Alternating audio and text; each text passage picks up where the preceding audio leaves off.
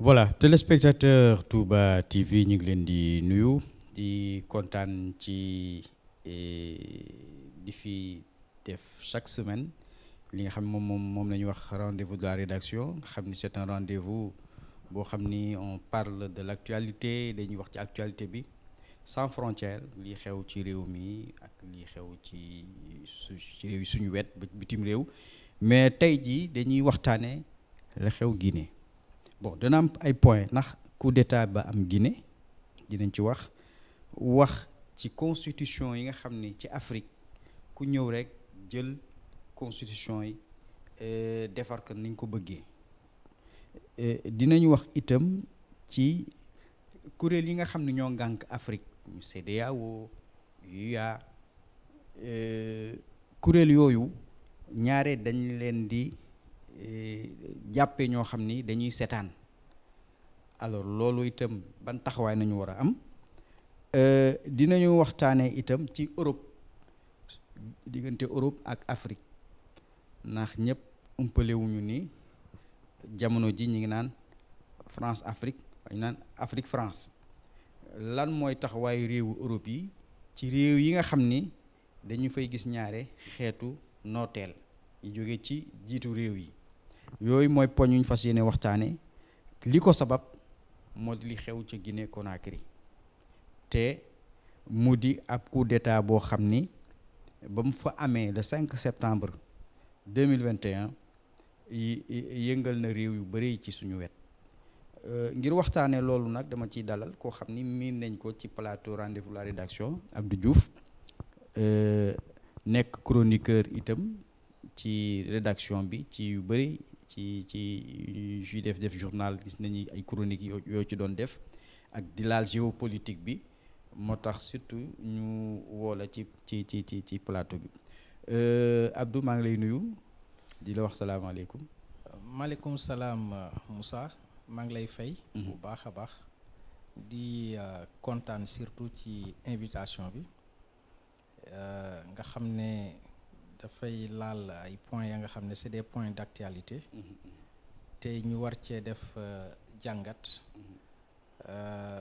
parce que mbiru coup d'état lu récurrent la en Afrique ñu war ci waxtaane xam naa suñu duggee ci biir waxtaan bi dinañu gën a xóotal di la sant bu baax rek ci invitation bi. merci ñoo ko bokk. alors bi nga déggee ni Guinée Conakry ci fii suñu wet et Alpha Condé mi nga xamante ni moom moo fa nekkoon pendant 10 ans ndax bu ñu fàttalikoo tuuti Alpha Condé dafa ñëw ci waxtu woo xam ni yaakaar yi dañoo yàkkeeku ne démocratie amatul ca réew ma coup d'état yi bëri ca Guinée Conakry réew Guinée bëgg nag lu xar kanam bu bees taq ci wàllu démocratie mu ñëw taxaw nekk koo xam ni ku ñu am yaakaar la ci moom dañu koy méngale ak sax maître Abdoulaye Wade ci ni ñu ñëwee au Sénégal ci Afrique bi nga toogee dégg coup d'état am na ku ñuy wax Mamadi Doumbouya bokk force spéciale bi nga xam moom moo ko sampoon daal dina Aldou Kalpe nguur gi mu yore lan nga yëg. merci Moussa ci question bi. C'est une question très très importante mais balaa ma ciy tontu rek da nga may tuuti ma def benn rappel historique pour won la ne benn rappel historique ci coup d'état yi am Afrique. ab fàttali la. ab fàttali pour que nit ñi mën a xam ne surtout pays sous-région bi ouest africaine bi. Afrique sow jant bi. mbiru coup d'état am na fi bari na fi lool. Après li ko waral nag dinañ ci gën a xóotal. mais ma fàttali nit ñi tuuti rek. pour ñu mën a xam ne coup d'état ni mu bëree ci Afrique jéggi na dayoo. am na 7 pays ya nga xam ne bu ci nekk am nga 5 coups d'état. bon juróomi dëkk yoo xam ni dëkk bu nekk am na fa juróomi coup d'état. juróom-ñaari pays sax. juróom-ñaar pays ya nga xam ne pays yooyu yan la. pays yooyu mun nañu citer Burkina Faso. Burkina Faso. Dans son histoire am na 5 coups d'état. 5 coups d'état. Il y a la Mauritanie. Mauritanie. am na 5 coups d'état. Il y a le Ghana, le Bénin, les Comores, les îles Comores. Mais également le Soudan.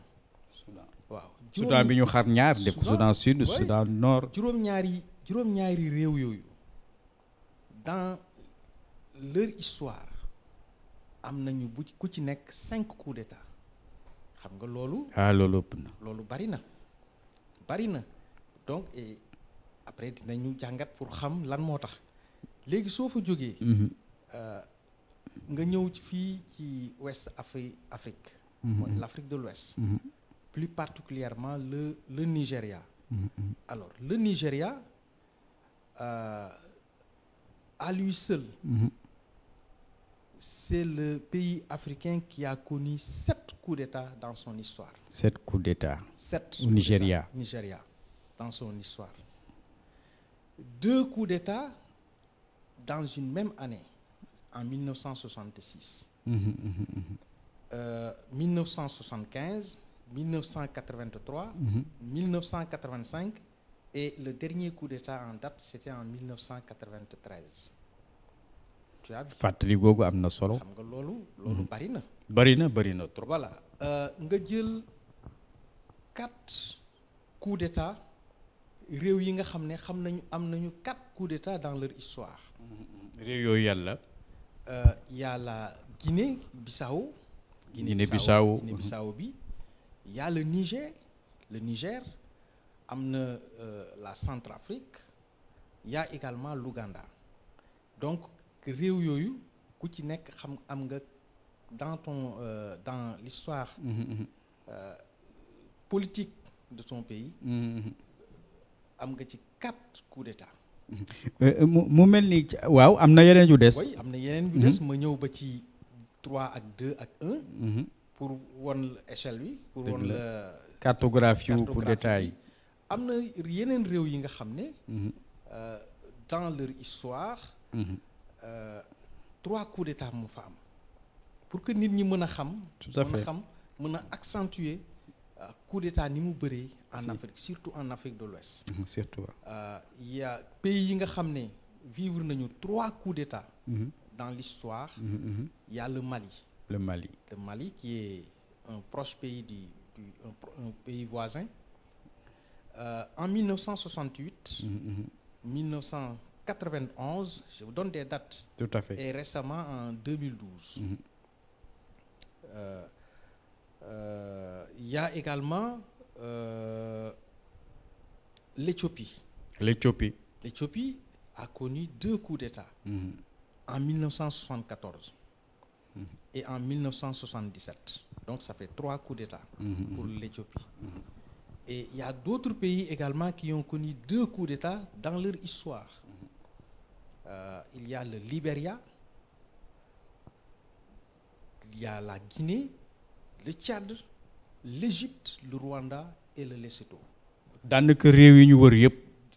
bu ci daanaka ku nekk mos nga ay coup d'état sax laay wax. léegi am na réew ya nga xam ne nag. dans leur histoire ñoom benn coup d'état rek la ñu am. benn coup d'état rek la ñu mës a am dans leur histoire. Alors les pays qui n'ont connu qu'un seul coup d'état. comme yan. Il y a la Côte d'Ivoire, la Gambie, le Togo, la Tunisie, l'Algérie, la Libye, la Guinée équatoriale, RD Congo, Congo, Somalie et l'île de Madagascar. D'accord. Donc en résumé, pays africains yi nga xam ne mos nañu vivre coup d'état ak le nombre de leur nombre coup d'état yi fa mës a am mi ngi noonu. Donc loolu li muy wone Moussa que yii doo ko gis en Europe, doo ko gis en Occident, doo ko gis dans les autres pays développés. C'est seulement en Afrique nga koy gis. Donc il y a un véritable problème. am na un véritable problème parce que soo jëlee Afrique parce que wax nga Afrique sowu jant di pays yi nga xam ñooy dëkk yi nga xam ni tubaab yi ñoom ñoo leen coloniser ak dëkk yi nga xam ni anglais yi ñoo leen coloniser daanaka soo ko xoolee mais tey dëkk yi tubaab anglais yi sax peut-être pays anglophones yi ñi ngi tàmbali jógteel seen bopp mais ba tey réew yi nga xam ni ay réew la yoo xam tubaab yi nasaraan yi ñoo leen a coloniser daf fi gën a sax. waaw c'est vrai loolu. lan moo. le constat est ci li ma seetlu. le constat est vrai même. Tu as bien constaté pays francophonie. fa le coup d'état yi gën a bëri. c'est parce que aussi. waaw li ñuy bañ a wax te dinañ ko wax. y a la main de la France dans ces coups d'état là. oui. y a la main de la. Oui. France daal moo leen di jàppale. France moo leen di jàppale ci lu bari parce que li tax. D'ailleurs président francophone yi fi nekk yépp ils ont les mains liées à la France c'est-à-dire que ñoom dañ fi mel ni lu toogal seen réew mais France lañ fiy toogal. mais Abdou nga wax lu am solo. parce que dafa am ci jamono ci waxtu boo xam ni. ñi ngi def Afrique France. gis nañu Emmanuel Macron ni mu dajalee jeunes yi ndaw yooyu yëpp ñeme ko nag wax ni ko yéen da ngeen war a génn ci jiitu réew yi nga xam ni dañuy toog woo xam ni daanaka ab jalgati la. waaw seen mandat jeex na ñu bëgg di forcer yeneen mandat. c'est le sommet de Montpellier. bu andi controverse bu bari sax. mais mu am solo itam muy sommet bu am solo aussi parce que waxante nañu ay dëgg daal. waaw parce que am na solo parce que au moins format bi ñu ko organisé dafa wuteeg format yi daan am. le format actuel bi ñu organisé le sommet de Montpellier. léegi sax tuddatul France Afrique. maintenant léegi. Afrique France am na beneen dénomination Afrique France. léegi on a changé le format maintenant on a pris peut-être des intellectuels. c'est pas ce n'est même pas peut-être des intellectuels yu ñëw devant la République française devant la plus haute autorité française jàkkaarloog moom wax ko seen mëbët. waaw wax ko mëbëtu Afrique alors wax ko carrément ne ko l'Afrique relation France-Afrique ou bien Afrique-France dafa war a changer. parce que presque pendant un siècle. relation boobu. day dem en défaveur. contre les États africains. alors la nga xam ne nag chaque fois day dem en défaveur ñaari nit seq ko. tout le temps kenn ki rek mooy bénéficier wu. alors il faut que l'on change. waaw ndax parce que Abdou loolu ça dafa wane benn déséquilibre. waaw ndax Abdou doo mën a comprendre des fois ay présidents africains mu wër leen ni réew ma bëggatuñu leen. mais ñuy forcer jël constitution bi di leen ci dikk parce que loolu ci poñ yi la. alors France ne pataaral. oui c'est parce que ñooñu intérêt France moo fa nekk. ah bon. moo fa nekk. comme kaaw pour revenir ci kaaw Guinée bi. kaaw Guinée comme Guinée est un exemple parmi tant d'autres. am na ña nga xam ne ils ne amuñu coup d'état mais ils sont là pour la France loolu dafa leer nañ. gis nañu Tchad gis nañu Mali gis nañu Côte d'Ivoire et même notre pays le Sénégal. Bon ba fi mu toll c'est épargné xëy na tudduñu ko ci. su réewu Sénégal d'accord. on a peut-être configuration bi. mayu ñun ñuy def coup d'état. parce que y a un avancé démocratique. y a un avancé démocratique notoire. par rapport aux autres pays. Nos présidents ce sont des républicains. Oui, ce sont des républicains, oui. Mais la tache noire simplement, c'est que ils œuvrent plus pour la France que pour leur pays.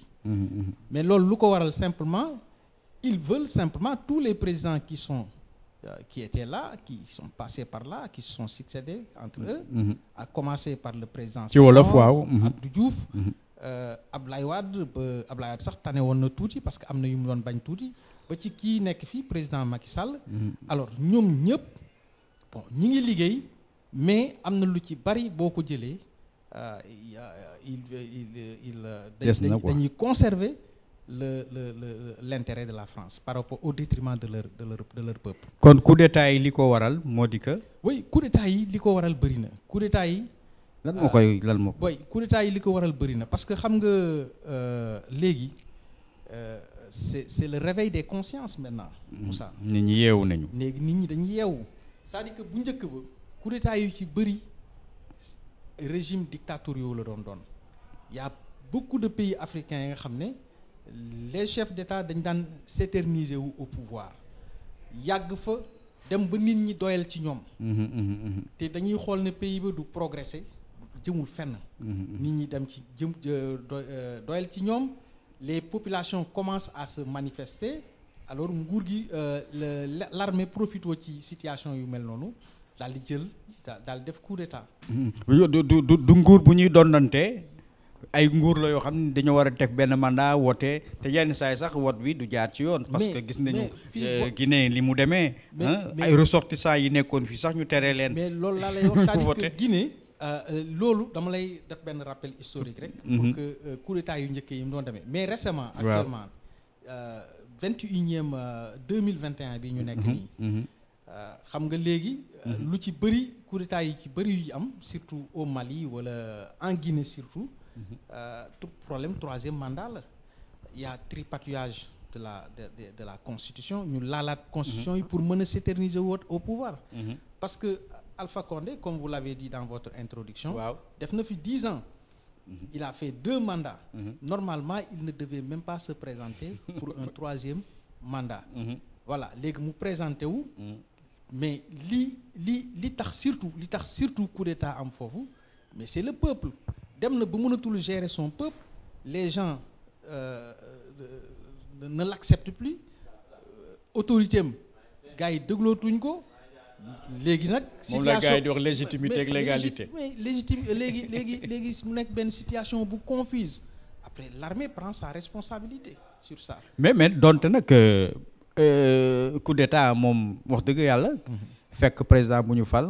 nga fexe ba teggi dijjiti nguuram ñaare gis nañ sax ñoo xam ni dafay indi ay bakkan yu faatu yu bëri.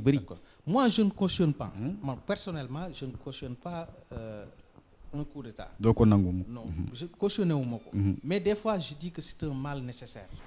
ah bon. oui c'est un mal nécessaire. faw des fois faw mu am daal. faw mu am parce que aussi nguur yi dañu war a xam ne ni c'est pas newatuñu ci royaume. xam ne da nga fiy jóge sa doom donn wala yow da nga fiy nekk ba heure bu la neex nga dem non léegi les mandats sont limités à 2 mandats da ngay def sa 2 mandats liggéey li ngay liggéey nga quitter doon nga jox. comme exemple Niger bi oui. Mamou Issoufou ni mu def mandat am jeex ne du def 3e mandat. c'est ça et puis li ci gën a graaw gën a métti mooy que c'est flagrant da ngay gis ñu changer constitution bi tripatouille à leur faveur. alors là aussi l'armée doit prendre ses responsabilités. Maintenant l'armée aussi li ñu koy wax su demee ba parce que l'armée su jëlee réew mi. c'est pour mettre de l'ordre. jëlee nekk ndëgëndiku.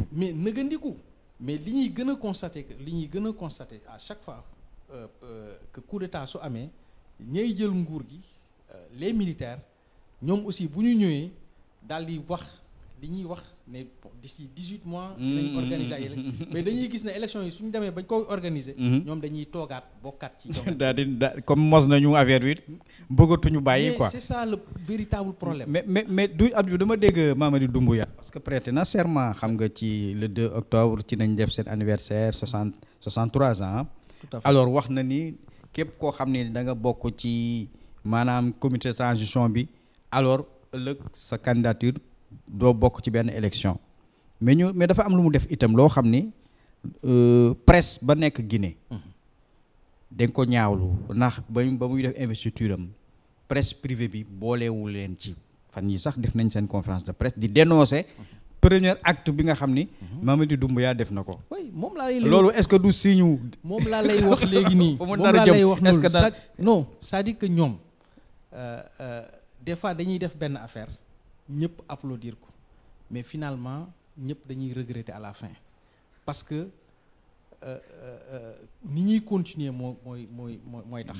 moo daloon Dadis Camara ak bañ ko jëlee entourage am Dadis Camara Moussa Dadis Camara looloo ko daloon ah y a au Mali également j'ai un peu oublié le Assimi Goïta mais looloo ko daloon mais c'est-à-dire que moo fa nekk jamono ji le véritable problème et puis nos institutions internationales comme par exemple la CEDEAO bi ñuy wax nii la CEDEAO Union africaine mais ñooñu chaque fois mais ñan ñoo constituer la CEDEAO par exemple ce sont nos présidents là ñoom ñoo fa nekk ñoo nekk ci biir bopp bi ñooy discuter à chaque fois la ñu war a régler en amont je pense en aval la ñu war a régler dès le départ mooy surtout que fexe ba gars yi bañ a tripatouiller constitution yi pour di rester au pouvoir c'est ça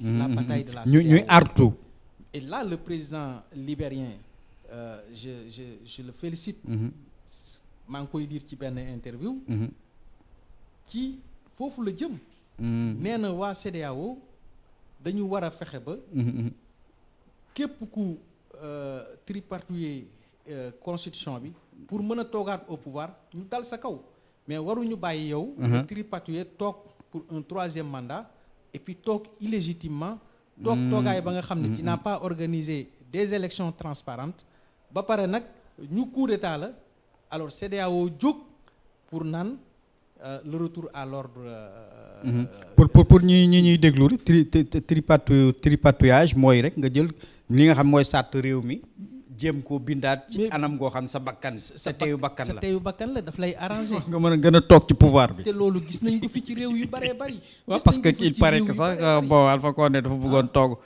pour je sais pas pour le constitution kenn waru ko laal suñ ko xasee ba tënk ko wala boog buñ koy laal dafa laaj waxtaan bu yaatoo comme ni ñu def Sénégal mais comme li président Macky Sall def dafa laaj waxtaan maanaam li mu wax est-ce que bon voilà parce que Abdou li ñuy wax ci muy maanaam coup d'état yi dafa lëkkaloo ak dañ koy mën a lëkkale ak li nga xam ne moom moo di constitution yi ñuy laal dégg nga dañ koy lëkkale ak troisième mandat bi ñuy bëgg a ñoddi ñoo ànd parce que yooyu yëpp ay sabab la tout à fait mais ni président Macky Sall def est-ce que mën nañ ko saluer parce que def na woote na référendum wax na ni sama mandat bi ñaari mandat rek laa mu sañ a am benn mandat suñ ma falaatee beneen mandat ñaari ma pare est-ce que loolu itam jàkkaaroo ni acte la bu mu posé.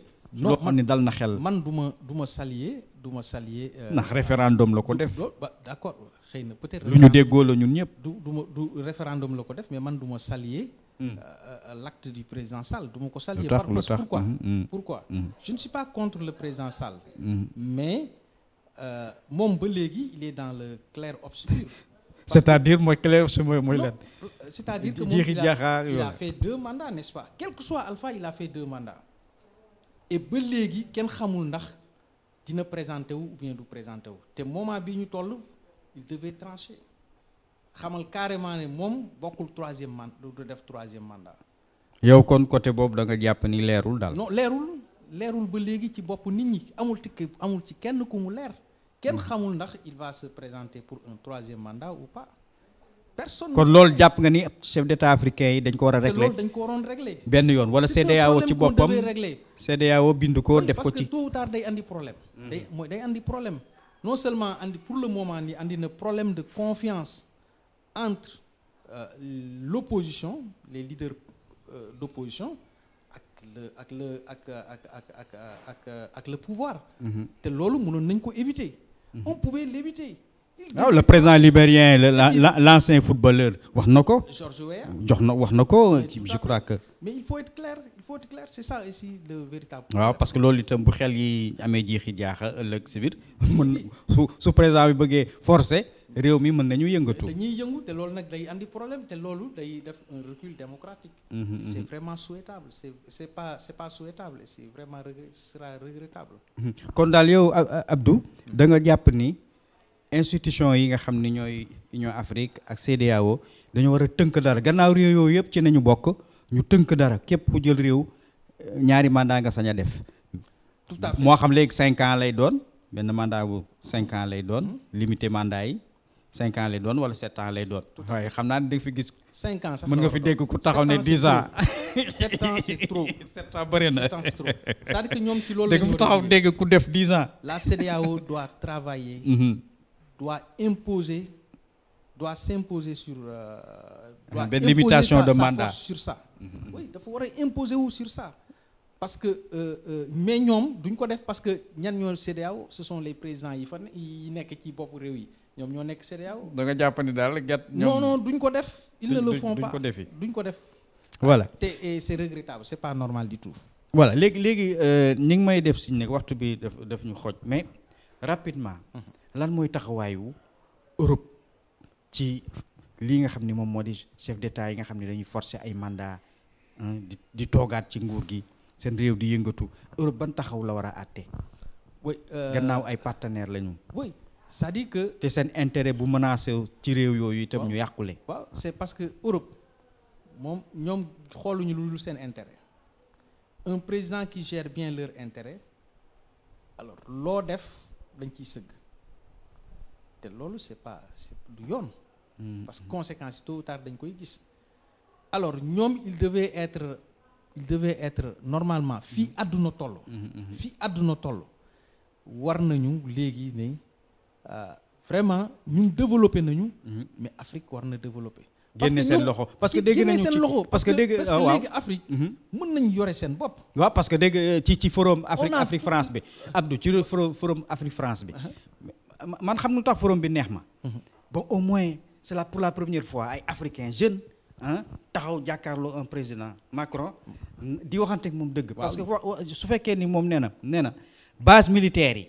nañu ko delloowaat na France génne ay base militaire am li nga xam ne moom mooy trésor maanaam xaalis bi nga xam ne trésor France la jëm ñu loolu itam réserve yooyu ñu delloo ko waat. waaw mais affaire bi est-ce que dana yomb. affaire bi du discussion ci benn plateau. doo ay waxtaan.